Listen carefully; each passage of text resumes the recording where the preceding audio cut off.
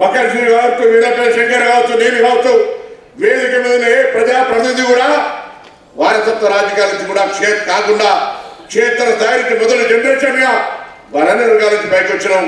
అంటే మీరు కూడా శ్రమపడి నిబద్ధతతో కష్టపడితే ఆ స్థానానికి రావచ్చు అనంతరం మాత్రమే చెప్తా ఉన్నాయాల. మాకు ఓడిచ్చిన అవకాశం, మమ్మల్ని తొక్కుతా ఉన్నారు, మమ్మల్ని రాణిస్తారు. అవును రానియారు, రాని గుర్చేయడానికి ఏమన్నా ఇంత గురిచా? రాజకీయం పోరాటం చేయాలి, గుంజుకోవాలి, అడుక్కోవాలి, కొట్లాడాలి. మన హక్కు కోసం మనం బాధ్యతగా మన వృత్తి ధర్మాలు మన ఏ ప్రొఫెషన్ ఉన్నామో ఆ ప్రొఫెషన్లో దాన్ని అచీవ్ చేయడానికి కష్టపడాల్సి వస్తుంది.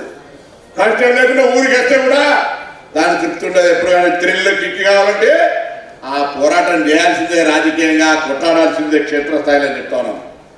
ఇవాళ నేను తప్పకుండా బలహీన వర్గాల మంత్రిగా మరొక్కసారి వేదిక మీద నుంచి చెప్తాను. ఇవాళ మా నాయకుడు రాహుల్ గాంధీ గారు వారి తీసుగా ఆబాది ఉత్తరా ఇచ్చేదారని స్పష్టంగా పార్లమెంట్ సాక్షిగా భారతీయ జనతా పార్టీ కుల విభజనను, కుల జనగణకు సంబంధించినటువంటి అంశాన్ని సుప్రీంకోర్టు అఫిడవిట్లో వ్యతిరేకించినప్పటికీ కూడా ఇదే పార్లమెంటులో ఒకనాడు ఈ కుల జనగణనకు తీర్మానం చేస్తాం చూడాలి బల్ల గురించి చెప్పినటువంటి నాయకుడిని, జాతి గురించి కూడా ప్రశ్నించేటువంటి దిగజారినటువంటి భారతీయ జనతా పార్టీ అసలు రూపు రంగు మనం ఇలా బలహీన వర్గాలను తెలుసుకోకపోతే రాబోయే తరానికి రాజ్యాంగాన్ని రద్దు చేయడంతో పాటుగా దళితులకు కావచ్చు, ఎస్సీ ఎస్టీ బీసీలకు కావచ్చు